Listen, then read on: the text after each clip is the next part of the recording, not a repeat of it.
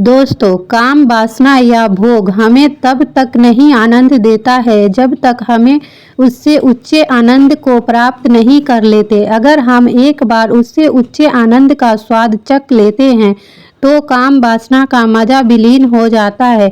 युवा स्थान एक आदमी, एक जीवन, एक ऐसा समय होता है जिसमें उसकी काम वासना उसके चरम पर होती है। लेकिन अगर उस युवा को कोई ऐसा मार्ग मिल जाए जिससे वह अपनी काम वासना को अपने ध्यान की सीढ़ी बना ले तो उसका जीवन आनंद से भर जाता है। चाहते तो सभी है काम वासना से छुटकारा पाना, लेकिन इससे छुटकारा पाने के लिए वह क्या करे? तो इसी कहानी को सुनने के बाद आपको काम वासना के बारे में पूरी जानकारी मिलेगी। तो चलिए शुरू करते हैं आज की कहानी। गौतम बुद्ध के समय में वैशाली नगर में एक बहुत सुंदर वेश्या रहती थी जिसका नाम अमरपाली था। वह बहुत ही सुंदर थी और उसे नगर वधू घोषित कर दिया गया था, अर्थात पूरे शहर की पत्नी। उसके द्वार पर सदैव सोने के रथ खड़े रहते थे, यहाँ तक कि महान राजाओं को भी उससे मिलने के लिए इंतजार करना पड़ता था। वह एक वेश्या थी, लेकिन वह इतनी अमीर हो चुकी थी कि वह पूरा राज्य खरीद सकती थी। अमरपाली का शरीर जितना सुंदर था उससे कहीं ज़्यादा सुंदर उसका आत्मा था, जो एक सच्चे प्यार के लिए तरसती थी। क्योंकि अमरपाली खुद से वेश्या नहीं बनी थी, बल्कि उसे जबरदस्ती राजा ने वेश्या बनाया था। अमरपाली को वेश्या बनाने के पीछे एक कहानी है। अमरपाली अपने ग्राहकों को बहुत प्रेम करने का दिखावा करती थी क्योंकि उसके लिए उसे भुगतान किया जाता था, लेकिन अंदर से वह उन सब से नफरत करती थी क्योंकि वह सभी उसका इस्तेमाल करके एक भोग के वस्तु के रूप में करते थे। एक इंसान के रूप में उसका सम्मान कोई नहीं करता था। एक दिन अमरपाली अपने महल की बालकनी में खड़ी थी। अचानक उसने अपने महल के सामने देखा, एक युवा बौद्ध भिक्षु को गुजरते देखा जिसके पास कुछ भी नहीं था सिवाय भिक्षा पात्र के। लेकिन उसके पास जबरदस्त जागरूकता थी और लोगों को खुद की ओर आकर्षित करने का अद्भुत शक्ति थी। जब भिक्षु ने ऊपर की तरफ देखा तो अमरपाली उसे देख रही थी। वह भिक्षु अमरपाली की तरफ देखते हुए बेहद ही सम्मान भाव से उसे प्रणाम किया। अमरपाली एकटक युवा भिक्षु की तरफ देखती रह गई क्योंकि पहली बार उसे किसी ने सम्मान की नज़र से देखा था। किसी ने पहली बार इंसान होने का एहसास दिलाया। अमरपाली सीढ़ी से उतरी और बाहर की ओर आकर उस युवा बौद्ध भिक्षु के पैर छुए और कहा, प्रभु कृपया आज के दिन कृपया मेरे मेहमान बने और मेरे महल में चलकर भोजन ग्रहण करें। इसके बाद अमरपाली ने कहा, कृपया मेरे निमंत्रण को ना करें क्योंकि पहली बार मैंने किसी को निमंत्रण दिया है। मुझे हजारों बार सम्राटों द्वारा, राजाओं द्वारा निमंत्रण किया गया है, लेकिन मैंने कभी किसी को आमंत्रित नहीं किया है। यह मेरा पहला निमंत्रण है।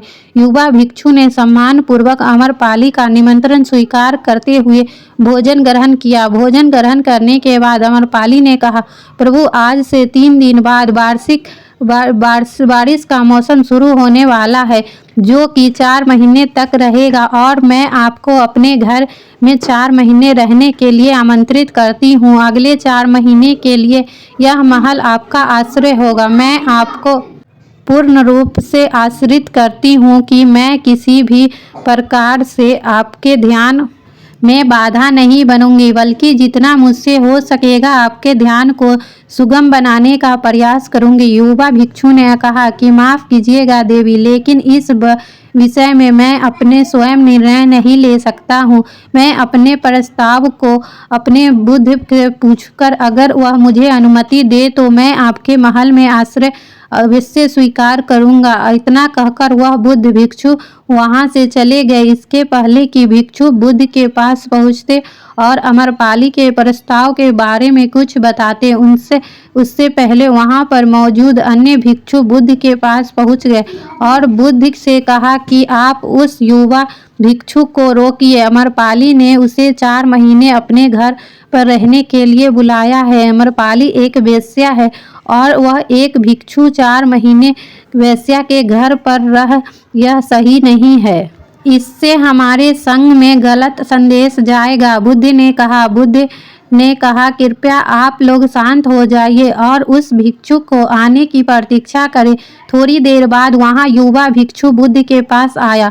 उसने आते ही बुद्ध के पैर छुए और पूरी कहानी सुनाते हुए बोले, बुद्ध नगर में अमरपाली नाम की महिला मुझे बारिश के 4 महीने अपने घर पर रहने के लिए आमंत्रित किया है। मैंने उसके निमंत्रण को अभी कोई जवाब नहीं दिया है। मैंने उससे कहा कि अगर आप मुझे उसके घर रहने की आज्ञा देंगे तभी मैं उसके घर पर रहने के लिए जाऊंगा। अतः बुद्ध आप जो कहें मैं वही करूंगा। उस युवा भिक्षु ने अमरपाली के विषय में वेश्या शब्द का प्रयोग न करते हुए केवल महिला शब्द का प्रयोग किया। बुद्ध ने उस युवा भिक्षु के आंखों में देखा कि वह कहाँ तुम रह रहे हो।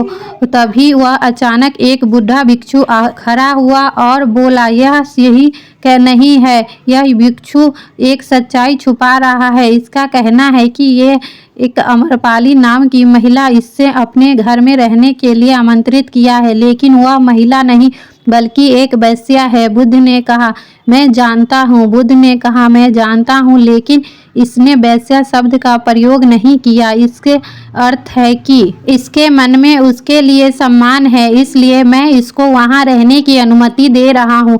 वहाँ मौजूद हजारों भिक्षुओं को यह विश्वास नहीं हो रहा था कि बुद्ध ने एक युवा भिक्षु को एक वेश्या के घर रहने की अनुमति दे दी है। अगले 3 दिन बाद युवा भिक्षु अमरपाली के घर पर रहने के लिए चला गया। उसके जाते ही वहां पर उपस्थित अन्य भिक्षुओं ने उसके विषय में तरह तरह की बातें बनाने लगे। बुद्ध ने सभी को शांत करते हुए कहा कि मुझे मेरे ऊपर विश्वास है। मैं उन आंखों में देखा उसके अंदर तनिक भी भोग की इच्छा नहीं थी। अगर उस भिक्षु का ज्ञान गहरा हो तो वह अमरपाली का मन परिवर्तन अगर कर देगा। यदि भिक्षु का ज्ञान गहरा नहीं है तो वह अपने शारीरिक आकर्षण से भिक्षु के मन को परिवर्तन कर देगी। यह एक प्रश्न है कि ध्यान और शारीरिक आकर्षण का, जिसका उत्तर हमें 4 महीने बाद मिलेगा। बुद्ध की बात सुनकर वहां उपस्थित भिक्षुओं ने कहा कि आप उस युवा भिक्षु पर अनावश्यक विश्वास कर के जोखिम उठा रहे हैं। भिक्षु युवा है और अमरपाली बहुत ही सुंदर है। समय प्रारंभ हुआ। वर्षा ऋतु के 4 महीने बीत गए और वह युवा भिक्षु वापस आ गया। उस युवा भिक्षु के पीछे अमरपाली भी आई थी। उस युवा भिक्षु ने अमरपाली का बुद्ध से परिचित कराते हुए कहा कि बुद्ध, यह अमरपाली है और यह आपसे दीक्षित होना चाहती है। यह एक अनोखी महिला है। यह ना केवल सुंदर है बल्कि इसकी आत्मा भी उतनी ही शुद्ध है जितनी आप कल्पना कर सकते हैं। अमरपाली ने बुद्ध के पैर छुए और कहा, मैं पहली बार देखने में भर से ही युवा भिक्षु से प्रेम करने लगी थी। इसलिए मैंने इस युवा भिक्षु को कई बार अपने सौंदर्य से आकर्षित करने का प्रयास किया, लेकिन मैं पूर्ण रूप से असफल रही। इसके बजाय इस युवा भिक्षु ने मुझे ध्यान की ओर आकर्षित किया और यह एहसास कराया कि वास्तविक जीवन का भोग नहीं अपितु ध्यान है। इसलिए बुद्ध में मैं अपनी सांसारिक संपत्ति आपके भिक्षुओं को दान में देना चाहती हूँ और शेष जीवन ध्यान में बिताना चाहती हूँ। इसके बाद अमरपाली बुद्ध के शिष्यों में पहली महिला हुई जिसने आत्मज्ञान की प्राप्ति हुई। बुद्ध ने अपने पथ के सभी शिष्यों से कहा कि यदि तुम वेश्या के संगत से डरते हो तो उस डर का उस वेश्या से कोई लेना देना नहीं है, बल्कि वह डर तुम्हारे बेशुद्ध मन का उपज है, क्योंकि तुमने अपनी कामुकता को दबा कर दिया है जबकि कामुकता ऊर्जा को दबाया नहीं। इसको केवल रूपांतर किया जा सकता है। हम अपनी काम वासना को खत्म करने के लिए उसका दमन करना चाहते हैं, उसको दबाना चाहते हैं, लेकिन काम वासना एक ऊर्जा होती है, ऊर्जा का स्रोत होता है और ऊर्जा कभी खत्म नहीं हो सकती है, बल्कि वह रूपांतरित हो सकती है।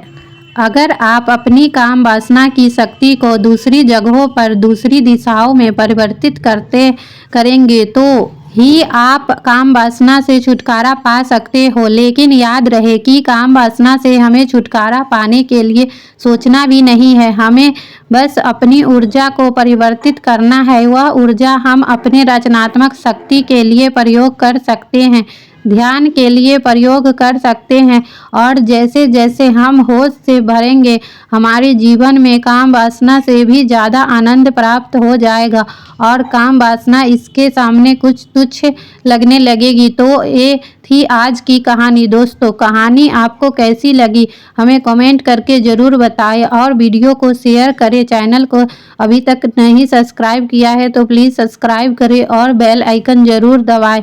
इसी के साथ मिलते हैं एक और नए वीडियो में।